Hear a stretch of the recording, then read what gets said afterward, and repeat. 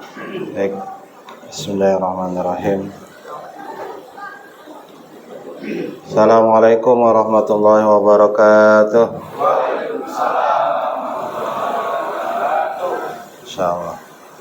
Alhamdulillah. Nahmaduhu wa nasta'inuhu wa nastaghfiruh wa na'udzu billahi min shururi anfusina wa min sayyiati a'malina. May yahdihillahu fala mudilla lahu wa may yudlil fala hadiya lahu. Asyhadu an la ilaha illallah wahdahu la syarika lah wa asyhadu anna Muhammadan abduhu wa rasuluh. Allahumma shalli wa sallim wa barik ala sayyidina Muhammadin wa ala alihi wa ashabi ajmain, amma ba'd. Bapak, ibu-ibu, saudara-saudara sekalian, jamaah salat subuh yang dirahmati Allah Subhanahu wa taala. Alhamdulillah, berbahagia sekali kita hari ini bisa berkumpul, berjumpa dalam majelis yang luar biasa ini. Insyaallah seperti taman surga di dunia ya, Masya Allah. Berkumpul jamaah orang-orang yang beriman. Salawat dan salam tak lupa kita aturkan kepada junjungan kita Nabi besar Muhammad sallallahu alaihi wasallam beserta keluarga dan para sahabatnya. Bapak Ibu yang dirahmati Allah Subhanahu wa taala, dunia ini banyak ujiannya ya, banyak cobaannya. Dunia ini adalah kumpulan ujian. Siapapun kita, ya, dimanapun kita berada, kesulitan ataupun ujian, musibah itu silih berganti ya. Mau dia memiliki keimanan yang kuat, ketakwaan yang luar biasa, tetap saja ya. Bahkan para nabi itu paling berat ujiannya. Jadi ujian itu tidak menakar, maksudnya tidak menakar bahwa kita ini kok sering banget diterima ujian, terima kesulitan. Bukan berarti Allah gak cinta sama kita ya. Bukan berarti Allah benci sama kita ya. Nah, sehingga Bapak Ibu rahmati Allah Subhanahu wa taala, kita perlu bekal yang kokoh, bekal yang kuat ya, untuk mengarungi kehidupan ini yang penuh dengan berbagai macam kesulitan, cobaan, ujian, musibah dan sebagainya. Dan bekal yang paling hebat, bekal yang paling mendasar itu adalah keimanan yang kokoh, keimanan yang kuat, keyakinan yang mantap di dalam hati ya. Karena orang yang yakin itu adalah orang yang merasa bersama dengan Allah, merasakan kebersamaan Allah dalam setiap kehidupan ya kan. Orang yang merasa bersama, ma'iyatullah, merasa Allah bersamanya, merasa Allah mendukungnya, merasa Allah bakal menolongnya, maka dia akan mendapatkan ketenangan ya, mendapatkan ketenangan ya, karena dia yakin. Dan itu butuh keyakinan, butuh keimanan yang kokoh, yang kuat. Dan keimanan yang kokoh, yang kuat ini perlu dipupuk ya, biar dia tumbuh berkembang. Jamaah rahimakumullah, apa itu iman? Ya, iman itu berpadunya antara hati, perbuatan dan ucapan. Kalau bahasa kita al-iman, tasdiqu bil qalbi ya, dibenarkan oleh hati ya, iqrarun bil lisan diikrarkan, diucapkan oleh lisan, wa amala bil arkan, dan dilakukan oleh perbuatan. Ya, jadi kalau kita ngaku orang yang beriman, lisannya menunjukkan keimanan, lisannya mencerminkan keimanan, lisannya mencerminkan keimanan. Dan iman itu nggak cuma sekedar klaim, ngaku-ngaku saya beriman, ya, harus ada tasdiqu bil qalbi, harus dibenarkan di dalam hati. Hatinya membenarkan apa yang dia ucapkan. Ya, hatinya tidak menolak apa yang dia ucapkan, keyakinan yang dia ucapkan, keimanan yang dia ucapkan. Dan bukti dari keimanan yang kokoh, keyakinan di dalam hati, buktinya adalah perbuatan. Ya, makanya dalam Al-Quran itu sering dikaitkan antara iman dan amal soleh, kan? Walladzina amanu wa amilus solihat. Banyak, karena kejujuran iman itu, kejujuran iman di dalam hati harus terkonfirmasi oleh perbuatan, dibuktikan oleh perbuatan. Ya, dibuktikan oleh perbuatan, dibuktikan oleh amal soleh, dibuktikan oleh ibadahnya benar. Ya, jadi berpadunya antara ucapan hati. Kalau orang munafik, ya, orang munafik apa? Dia hanya sebatas ucapan, ya, sebatas ucapan, tapi hatinya tidak meyakini, ya kan? Wa idza qila lahum amin wa minan nasi may yaqulu amanna. Ada manusia, sebagian manusia mengatakan beriman, ya, ngakunya beriman, tapi hatinya tidak membenarkan apa yang dia ucapkan, gitu. Bahkan kadang-kadang perbuatannya mencerminkan keimanan, tapi hatinya tidak membenarkan, gitu ya. Itu orang munafik. Surat Al-Hujurat ayat 14 menegaskan kepada kita, ya. Ya, qalatil a'rabu amanna qul lam tu'minu walakin qulu aslamna walamma yadkhulul imanu fi qulubikum wa in tuti'u Allah wa rasulahu la yariskum min a'malikum syai'a innallaha ghafurur rahim. Jadi ada orang-orang Arab Badui menghadap Rasul, orang-orang Arab Badui, ngaku-ngaku beriman. Kullam amanna, kami telah beriman, ya. Terus kata Nabi, kullam tu'minu, katakanlah kamu belum beriman. Walakin qulu aslamna, tapi katakanlah kami telah tunduk, ya. Walamma yadkhulul iman fi qulubikum, karena iman itu belum masuk ke dalam hatimu. Imannya belum masuk ke dalam hatimu. Imannya belum masuk, belum meyakini apa yang diucapkan. Ya. Wa in tuti'u Allah wa rasulahu la yalitkum a'malikum syai'a. Ya, dan jika kamu taat kepada Allah dan Rasulnya, dia tidak akan mengurangi sedikit pun pahala amalanmu. Sesungguhnya Allah Maha Pengampun lagi Maha Penyayang. Ya, jadi ini keimanan tuh begitu, ya. Namanya iman itu nggak cuma ngaku-ngaku mengklaim saya beriman, saya taat, saya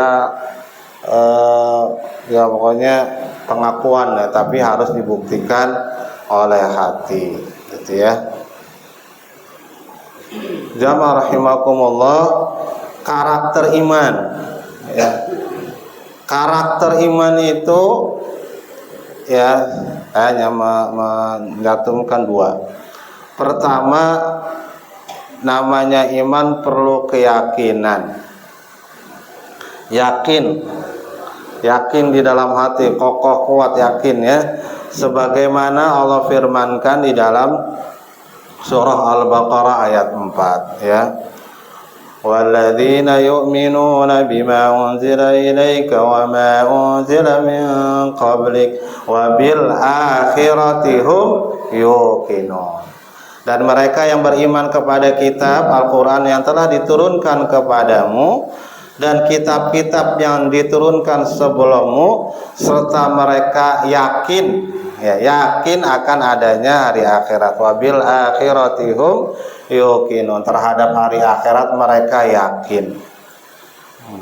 Jadi keyakinan yang kokoh kuat di dalam hati, itulah iman.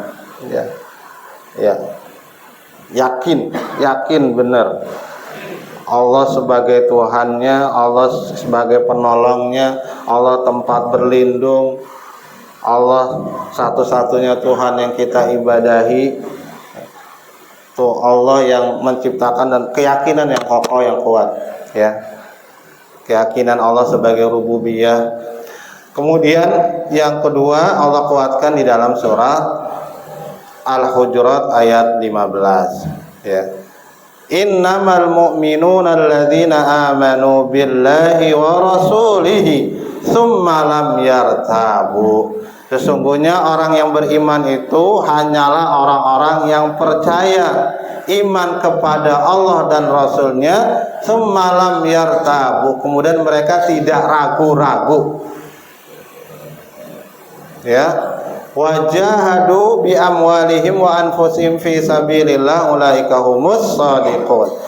Jadi keyakinan yang tidak ada keraguan sedikit pun di dalam hatinya, tidak ada keraguan ya. Dia yakin dan mantap bahwa setiap amalnya pasti Allah terima, Allah ganjarkan ya, Allah balas di akhirat. Yakin dia terhadap hari akhirat, yakin ya bahwa Allah akan membalas segala amalnya, dan sebaliknya Allah akan meminta pertanggungjawaban atas segala amal keburukannya. Dan bentuk ketidakraguan, tidak ada keraguannya itu adalah wajahadu bi amwalihim wa anfusihim fi sabilillah. Mereka berjuang, berjihad dengan harta dan jiwa mereka di jalan Allah. Itu bentuk dari ketidakraguan. Kalau dia sudah yakin, kokoh, kuat di dalam hati, tidak ada keraguan sedikit pun, maka dia pasti akan beramal dengan keyakinan ya, nggak ragu-ragu beramal, karena dia yakin Allah akan membalas walaupun amalnya sedikit misalnya. Dia tetap meyakini bahwa Allah akan membalas segala perjuangannya ya. Orang nggak mungkin mau berjuang, berjihad kalau tidak ada keyakinan ya. Jadi iman itu akan keyakinan yang kokoh, keyakinan yang kuat akan mendorong seseorang untuk melakukan perbuatan baik. Orang akan termotivasi. Banyak orang yang secara fisik kokoh, kuat, lari mampu berkilo-kilo, ya, mampu berlari jauh berkilo-kilo, tapi untuk hadir di masjid gak bisa hadir, belum bisa hadir. Kenapa? Karena dorongan imannya belum menguatkan, belum mendorong dia untuk melakukan kebaikan ya. Tapi ada orang yang meskipun dia letih, capek, semalam tidurnya malam ya kan, kemalaman, mendengar suara azan dipaksain, dia paksa, dia dorong, dan yang memaksa itu siapa? Keyakinan, iman yang kokoh ya. Jadi iman itu mendorong seseorang untuk melakukan kebaikan. Nah, bisa jadi kenapa kok kita lemah dalam beribadah, lemah dalam melakukan kebaikan? Bisa jadi iman kita lemah, iman kita nggak kuat mendorong ya. Badannya mau kokoh kuat ya, tenis meja main tiap hari tiap hari ya. Badannya sehat tapi belum kuat, nggak kuat dia datang ke masjid ya. karena imannya nggak cukup kuat mendorong dia. Ya. Kemudian yang kedua, karakter iman itu dinamis, ya, hayawiyah. Dia bisa bertambah, bisa berkurang. Al iman yazid wa yanqus. Iman itu naik turun. Ya. Yazid bi ta'ah, naik karena ketaatan, wa yanqus bil maksiyah, berkurang karena kemaksiatan. Makanya kita senantiasa berdoa kepada Allah, ya muqallibal qulub tsabbit qalbi ala dinik. Ya, karena iman itu naik turun, maka kita bermohon kepada Allah agar Allah ya menguatkan hati kita untuk tetap taat dan patuh kepadanya. Ya, karena iman itu naik turun, bisa naik bisa turun. Ya, itulah karakter iman tuh begitu. Ya. Maka kita berusaha untuk terus berupaya, makanya perlu diupayakan, iman itu perlu diupayakan agar tetap terus ya. Dalam surat An-Nisa ayat 136 Allah Subhanahu wa taala berfirman, ya ayyuhalladzina amanu aminu billahi wa rasulih wal kitabil ladzi nazzala ala rasulih wal kitabil ladzi anzala min qabl. Wahai orang-orang yang beriman, tetaplah beriman kepada Allah dan Rasul-Nya, dan kepada kitab yang Allah turunkan kepada Rasul-Nya, serta kitab yang Allah turunkan sebelumnya. Di sini nih khitabnya ditunjukkan kepada orang-orang yang beriman. Wahai orang-orang yang beriman, ya, kepada kita semua. Perintahnya apa? Suruh beriman lagi. Aminu billahi wa rasulih. Berimanlah kepada Allah dan Rasulnya. Ya, yang diminta orang yang beriman, yang disuruh orang yang beriman, yang diperintah orang yang beriman. Perintahnya apa? Aminu billahi, beriman kepada Allah dan Rasulnya. Maksudnya adalah wahai orang-orang yang beriman, tetap istiqomahlah kepada keimanan. Wahai orang-orang yang beriman, jadidul iman, perbaharui iman kalian. Wahai orang yang beriman, tingkatkan iman kalian. Ya, karena keyakinan itu beda-beda setiap kita. Maka terus kuatkan iman kan, kuatkan keyakinan kita kepada Allah.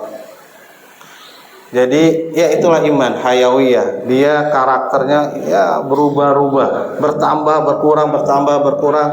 Ya kalau kita grafik ya, grafik kita itu, grafik keimanan itu ya kadang-kadang naik, kadang-kadang, tapi trennya harus naik.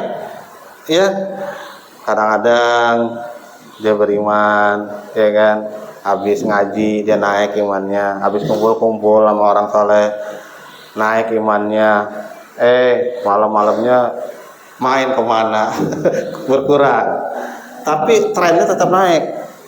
Setiap saat dia naik trennya, walaupun naik turun, tapi trennya dia naik. Seharusnya kita begitu, ya. Dan sampai kita naik langsung turun drastis. Nah, habis naik jeblok. Awalnya sholatnya rajin, wah, tiba-tiba hilang, kagak kelihatan, gak pernah sholat. Bahaya.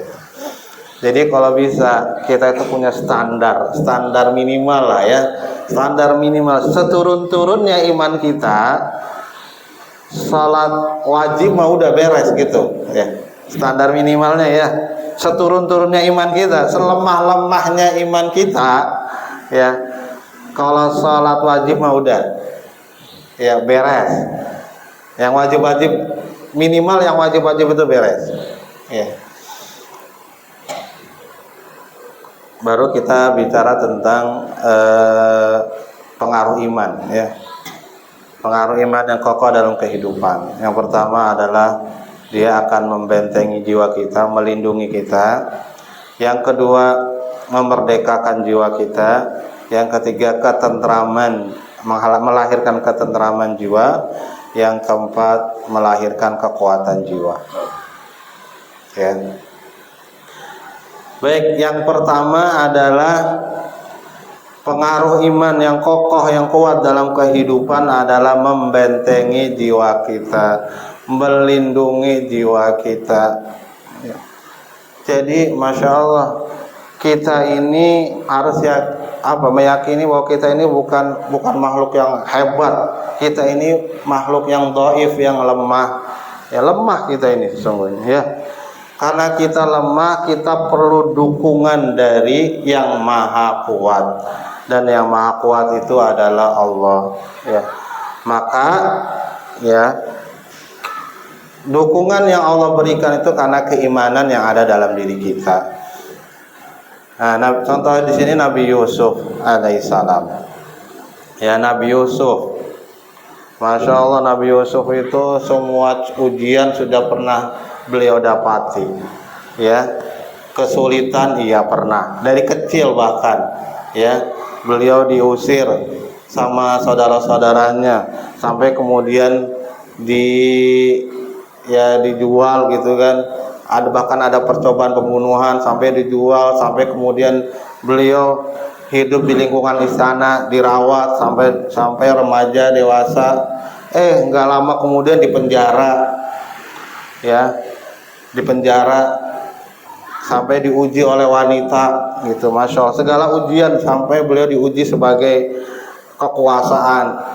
Ya, diuji kesulitan udah. Ya, dipenjara, diuji oleh kesenangan udah, wanita lulus. Terus diuji oleh kekuasaan lulus. Masya Allah, itu Nabi Yusuf. Berbagai ujian beliau pernah dapati. Suatu ketika nih, beliau pernah diuji seorang wanita. Ya, wanita.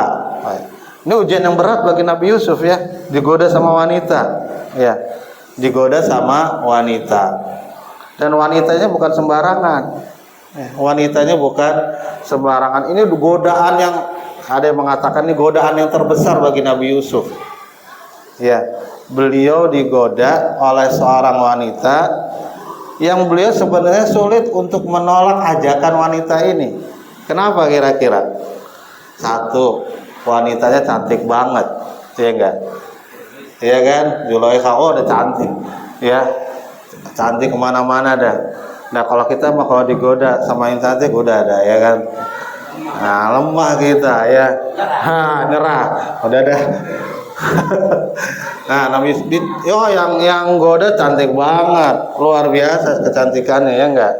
Ya, kalau yang goda ya kelas-kelas terterima, aduh, masih kuat iman kita. Tapi ini cantik banget, luar biasa. Ya. Kemudian yang kedua, Nabi Yusuf masih muda. Nah, ya kan? Wah, masih muda, masih bergejolak, ya. Sulit rasanya nerima godaan. Yang ketiga, ya, yang memberatkan itu karena Nabi Yusuf punya utang budi sama wanita ini. Nabi Yusuf punya utang budi. Beliau pernah, ya kan, dirawat dari kecil sampai dewasa, tinggal di istana dan dirawat sama wanita itu. Sulit bagi Nabi Yusuf untuk nolak. Ya, karena Nabi Yusuf punya utang budi. Makanya dalam ayat ini, walaqad hammat bihi wa hamma biha.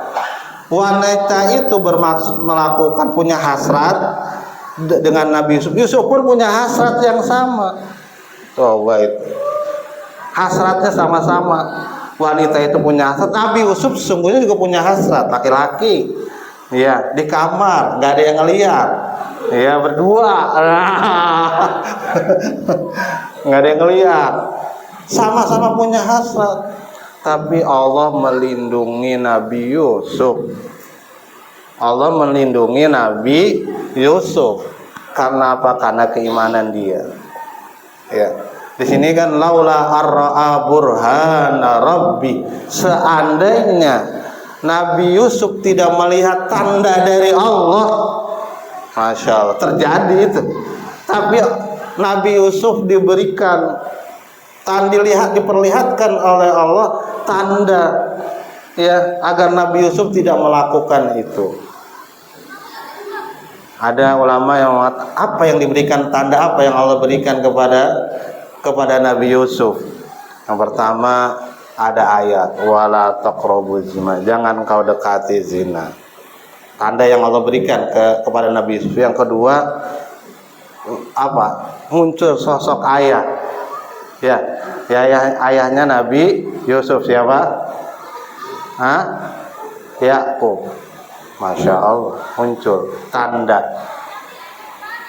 Jadi faktor yang membuat menguatkan Nabi Yusuf, yang melindungi Nabi Yusuf, tanda satu ayat, faktor ayat dan faktor ayah. Makanya penting peran ayah. Nggak mungkin tiba-tiba Nabi Yusuf bisa melihat sosok ayahnya, bayangan ayahnya kalau nggak ada kedekatan, ya enggak? Kalau nggak ada kedekatan, maka kita sebagai seorang ayah, masya Allah harus dekat. Ya. Kadang-kadang nasihat kita itu kadang sama anak kita nggak didengar ya. Udah nggak apa-apa, bisa jadi itu didengar. Ya, bisa jadi nasihat itu muncul berapa tahun kemudian. Makanya jangan segan-segan bagi seorang ayah melakukan pendekatan, selalu memberikan nasihat, melakukan bimbingan. Bisa jadi bimbingan itu, nasihat itu bermanfaat bagi dia di masa yang akan datang. Iya. Nah, itu Allah yang pertama, dengan iman yang kokoh, yang kuat, Allah akan melindungi jiwa kita, melindungi jiwa kita. Yang kedua, dengan iman yang kokoh, yang kuat itu, ya, Allah akan memerdekakan jiwa kita. Karena iman yang kokoh, yang kuat itu meniadakan ilah-ilah yang lain. Ya, kalau imannya kokoh, imannya kuat. Kalau imannya lemah, bisa jadi uang jadi harta, jadi Tuhan dia, istri jadi Tuhan dia, kekuasaan jadi Tuhan dia. Maka orang yang imannya kokoh, imannya kuat, dia terbebaskan dari belenggu hawa nafsu, terbebaskan dari dunia, terbebaskan dari harta. Dia hanya mengikatkan dirinya kepada Allah. Ayat ini, ayat surat Al-Jasiyat ayat 23 ini memperingatkan kita. Ya, afara'aita man ittakhadha ilahahu hawahu. Apakah kamu pernah melihat, tidakkah kamu memperhatikan, ya, orang-orang yang menjadikan hawa nafsunya sebagai Tuhan? Hatinya terikat dengan nafsu. Maka orang yang menjadikan hawa nafsunya sebagai Tuhan, dia akan memperturutkan apa yang diingini oleh nafsunya. Walaupun nafsunya mengajak kepada keburukan, diturutin. Kalau nafsu itu kan kata ulama seperti orang yang anak bayi yang nenen sama ibunya. Ya. Kalau nggak diputus ya dia pengennya nenen terus. Udah 2 tahun. Udah 2 tahun nggak diputus, udah nenen terus sampai dia itu. Tapi kita putus. Itulah nafsu. Harus diputus. 2 tahun harus diputus. Kalau nggak diputus ya pengennya sama bayi mah pengennya nenen terus. Ya enggak? Iya. Sampai dewasa ya kan. Parah itu. Ya. Ya, entar kalau nikah lagi ya. Jadi begitu ya.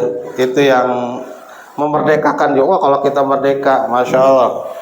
Ya, namanya merdeka, enak hidup, ya, nggak terikat dengan yang lain, ya, nggak dipaksa dan sebagainya. 1 menit lagi, kita lagi ya.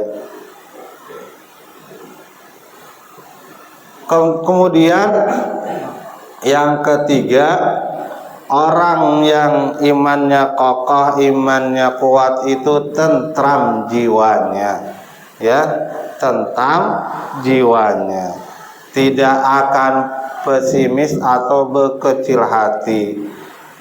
Ya, dia akan bersandar kepada Allah. Ya, dia setiap setiap perbuatannya, setiap proses dalam perjuangan hidupnya selalu melibatkan Allah. selalu melibatkan Allah, ya. Ketika berawal dari mau nikah, ya, dia istikharah, terus bekerja, banyak pilihan kerja, dia istikharah. Pokoknya setiap pilihan-pilihan dalam kehidupannya, dia selalu melibatkan Allah. Kalau sudah melibatkan Allah, hati mah tenang, ya. Meskipun misalnya kita merasa itu keliru dalam mengambil keputusan, tapi tenang jiwa kita. Kalau setiap keputusan, setiap proses kehidupan kita melibatkan Allah. Dan seorang beriman itu ya begitu, Allahus Somad. Allah itu tempat bergantung, ya, tempat kita mengadu, tempat kita bermohon, tempat kita memohon pertolongan kepada Allah, ya. Dan orang yang imannya kokoh, imannya kuat, dia yakin bahwa Allah akan memberikan solusi terbaik dari setiap persoalannya, ya. Allah akan memberikan solusi yang terbaik dari persoalannya, pasti, ya. Ini ayat ini sering nih, surat At-Tolak ayat 2-3 mengingatkan kepada kita, ya, orang-orang yang bertakwa. Takwa itu kan pembuktian iman yang kokoh, yang kuat tadi, ya. Dia bertakwa. Perpaduan takwa itu perpaduan antara iman dan amal soleh. Itulah takwa. Maka dalam ayat ini Allah Subhanahu wa taala berfirman, "Wa may yattaqillaha yaj'al lahu makhraja." Barang siapa yang bertakwa kepada Allah, niscaya ia akan mengadakan baginya jalan keluar dari permasalahan yang dihadapi. Ya, ada yang nggak punya masalah? Ada yang nggak punya masalah, Ibong. Semua pasti punya masalah. Ya, jadi orang yang bahagia itu bukan orang yang nggak punya masalah, ya. Orang yang bahagia itu bukan orang yang nggak punya kesulitan. Maka orang yang bahagia itu adalah orang yang Allah mudahkan masalahnya, Allah mudahkan urusannya, karena dia melibatkan Allah dalam setiap kegiatannya, setiap aktivitasnya. Ya, kan orang yang berbahagia itu katanya, ya, kalau menurut saya ditandai 2 hal. Ya kan, ditandai 2 hal.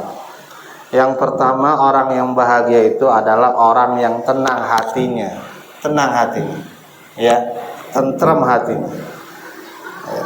Tenang, tentrem, nggak gelisah. Banyak orang nyari ketenangan, ya, healing kemana ke, ya, ke gunung, ke laut, healing. Saat di gunung tenang dia, saat di laut tenang, balik lagi gelisah lagi, nyampe rumah gelisah lagi.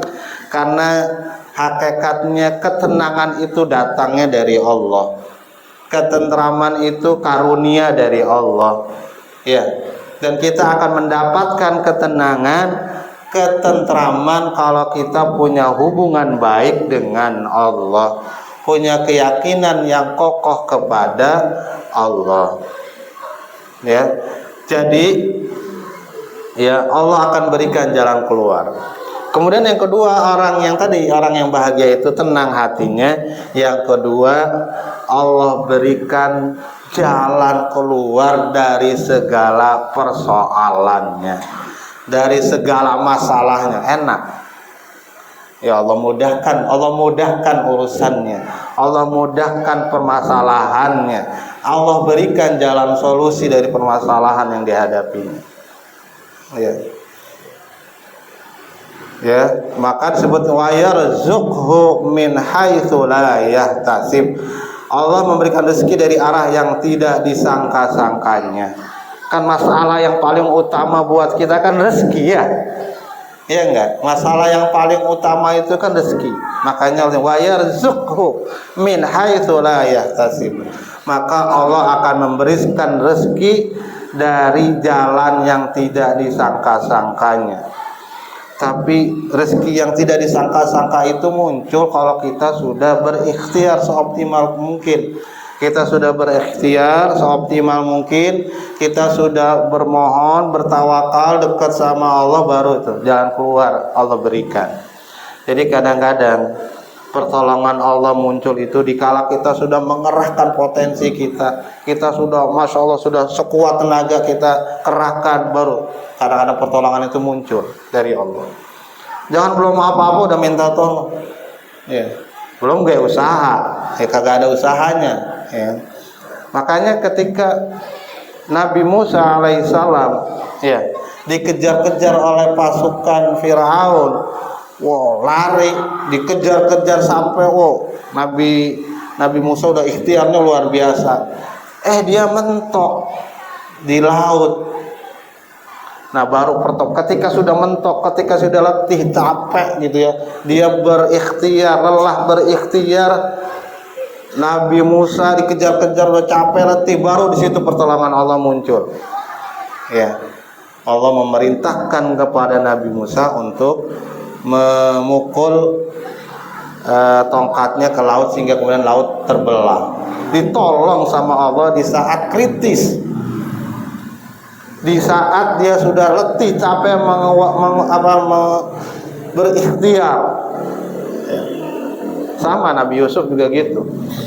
Antara di Nabi Yusuf, ya.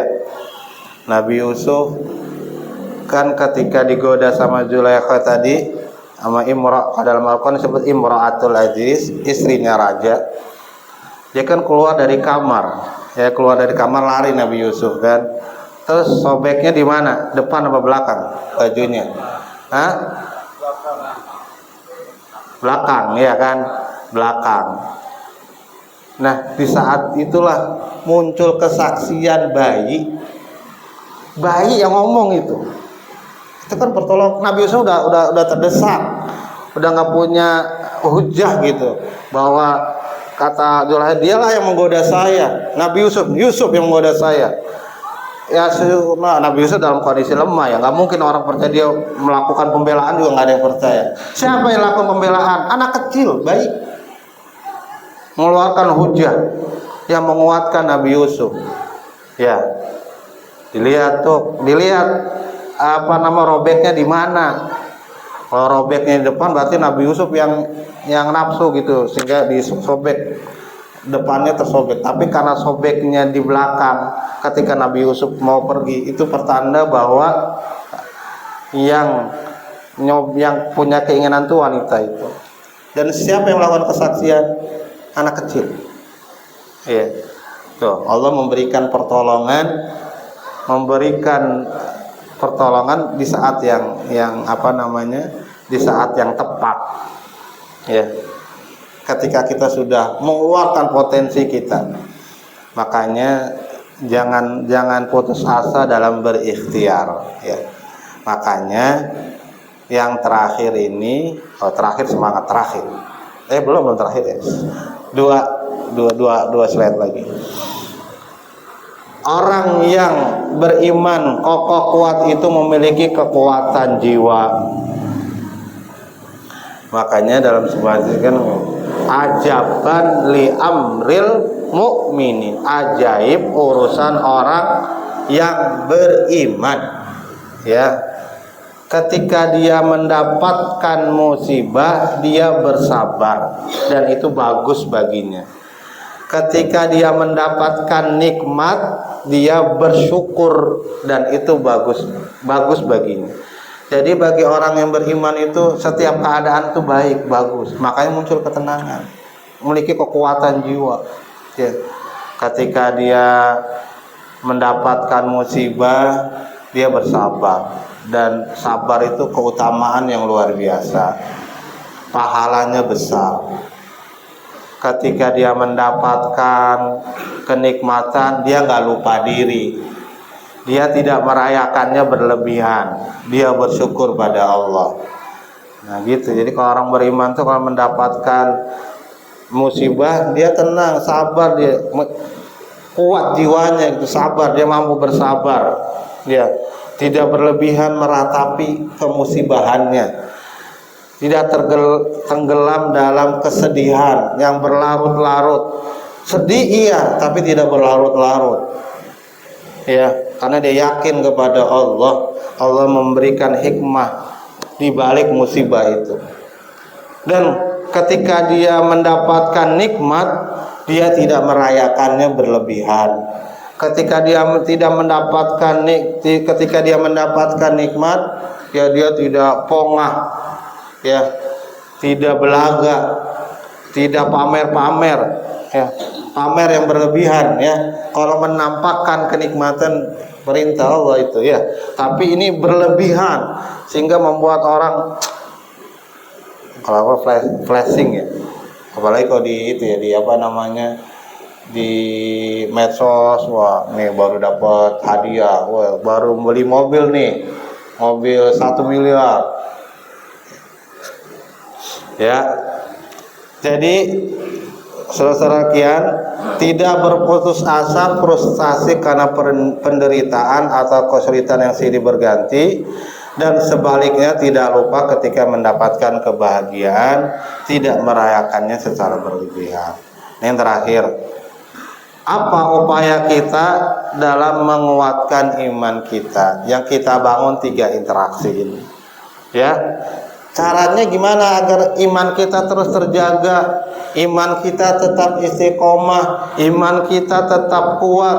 Membangun 3 interaksi ini, ya. Yang pertama, interaksi kepada Allah. Nah, itu kita terus bangun, kita terus jaga interaksi kita, ya.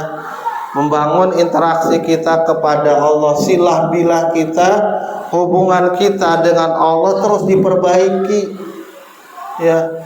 Interaksi kita kepada Allah terus diperbaharui, dijaga, ya. Kemudian yang kedua, interaksi dengan ayat-ayat Allah, ya. Kita tadaburkan tuh Quran, ya. Kita sering dengerin kajian-kajian Quran, ya. Itu insya Allah akan menggugah keimanan kita, menguatkan keimanan kita, ya. Ayat-ayat Allah, interaksi dengan ayat-ayat Allah. Ayat Allah itu ada berapa? Banyak. Ada yang mengatakan 6.666, tapi yang benar itu 6.236. Coba Bapak Ibu dicek, ditambah-tambah itu. Misalnya Al-Fatihah 7 ayat, ya. Al-Baqarah berapa? 286, ya. 286. Ali Imran 200. Sudah di jumlah, insya Allah nggak nyampe 6.666. Ya, masa sih dari sekian 6 ribuan ayat itu tidak ada yang menggugah kita, ya, menggugah keimanan kita, menguatkan iman kita. Ayo kita coba dipelajari, ditadaburkan maknanya, ya, sehingga benar-benar Quran itu masuk ke dalam hati kita, masuk ke dalam jiwa kita, ya, menggerakkan kita, memotivasi kita. Ya. Interaksi yang terakhir, interaksi dengan orang-orang soleh begini, ya. Inilah yang menguatkan iman kita, inilah yang menjaga keistimewaan kita, bergaul dengan orang-orang yang soleh, ya. Kalau kita sering bergaul sama orang yang suka korupsi, kita bakal kecipratan korupsi. Kalau kita banyak bergaul dengan orang-orang penipu, ya, kita akan kecipratan juga, akan tergelintir melakukan penipuan. Kalau kita banyak bergaul dengan ahli maksiat, ya, kita rentan untuk melakukan maksiat juga, rentan tergoda, ya. Maka kita bikin bi'ah, lingkungan. Masya Allah, ini lingkungannya luar biasa. Lingkungan di masjid, lingkungan di tetangga, membuat lingkungan yang bisa menjaga keimanan kita, menguatkan iman kita, ya. Itu 3 hal yang bisa, insya Allah, yang bisa menguatkan iman kita, yang menjaga iman kita. Kalau kita punya teman-teman yang soleh, masya Allah, deketin terus, ya, jadikan teman akrab. Karena orang yang soleh itu insya Allah mengingatkan kita kepada surga Allah, mengingatkan kita kepada tujuan sebenarnya, ya, ya, insya Allah. Baik, barangkali itu yang bisa saya sampaikan, ya. Jazakallahu khairan katsira atas segala perhatiannya. Semoga Allah terus menjaga kita menjadi hamba-hamba Allah yang punya keyakinan yang kokoh, keyakinan yang kuat. Ya, kita bersama-sama insya Allah, kalau kita bersama-sama, ya, membangun lingkungan yang sehat, lingkungan yang bisa menguatkan iman kita, insya Allah kita akan selamat insya Allah. Hadanallahu wa iyyakum ajmain. Assalamualaikum warahmatullahi wabarakatuh.